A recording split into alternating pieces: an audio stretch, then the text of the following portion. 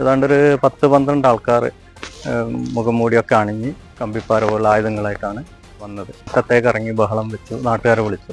അങ്ങനെ ബഹളം വെച്ചപ്പോൾ ഇവർ കമ്പിപ്പാരയും മറ്റുമായിട്ട് തിരിച്ചു പോവുകയാണ് ചെയ്തത്. മന്ദരത്തൂരിൽ അധ്യാപകന്റെ വീട്ടുമതിൽ സാമൂഹ്യദ്രോഹികൾ തകർത്തതായി പരാതി.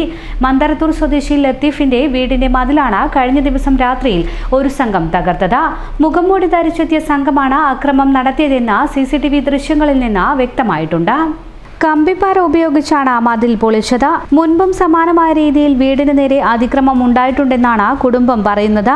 രാത്രിയിൽ മുഖംമൂടി ധരിച്ചെത്തിയ സംഘത്തിന്റെ ദൃശ്യങ്ങൾ CCTVയിൽ പതിഞ്ഞിട്ടുണ്ട്.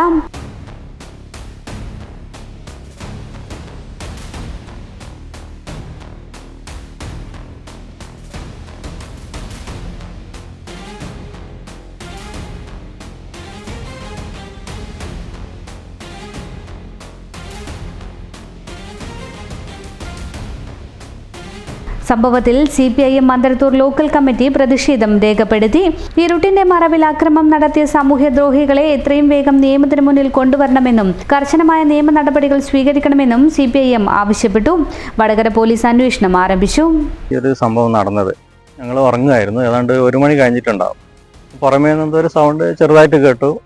അതെന്തോ ജീവിയോ മറ്റോ എന്നായിരുന്നു, അത് ശ്രദ്ധിച്ചില്ല. വീണ്ടും ഈ ബെഡ്റൂമിൻ്റെ അടുത്തേക്ക് വന്നപ്പോൾ അത് നല്ല രീതിയിൽ ശബ്ദം കേൾക്കുകയും അങ്ങനെ ഞങ്ങൾ വാതിൽ തുറന്ന് പുറത്തേക്ക് ഇറങ്ങി നോക്കുമ്പോൾ കുറേ ആൾക്കാർ കൂടിയിട്ട് മതിലിങ്ങനെ പറിച്ചിടുന്നൊരു ഇതാക്കണ്ട്. അപ്പം പിന്നെ ഒന്നും ആലോചിക്കാതെ ഞങ്ങൾ മുറ്റത്തേക്ക് ഇറങ്ങി ബഹളം വെച്ചു, നാട്ടുകാരെ വിളിച്ചു.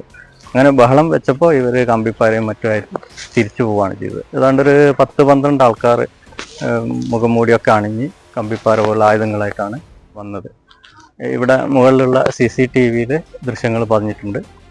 ഇവർ തകർത്തിട്ട് പുറകു വശത്തുനിന്ന് മുൻവശത്തേക്ക് ഏതാണ്ട് 42 മീറ്റർ നീളമുള്ള മതിൽ മുഴുവനായിട്ടും തകർത്തതിന് ശേഷമാണ് അവർ പോയത്. ഒച്ച കേട്ടത് കൊണ്ട് ആ മുൻവശത്ത് കുറച്ച് ഭാഗം ബാക്കിയായിട്ടുണ്ട്. ബാക്കിയൊക്കെ മുഴുവനും തകർത്തിട്ടാണുള്ളത്.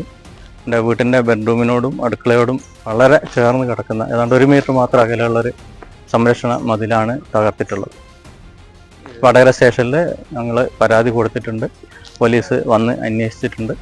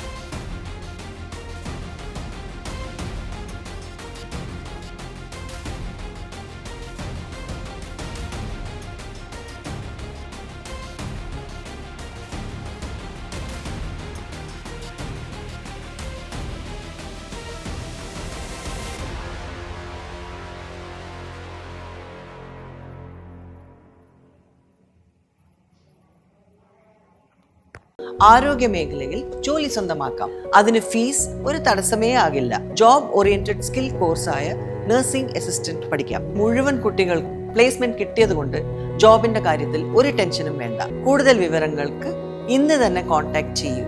CM hospital, Vadakara.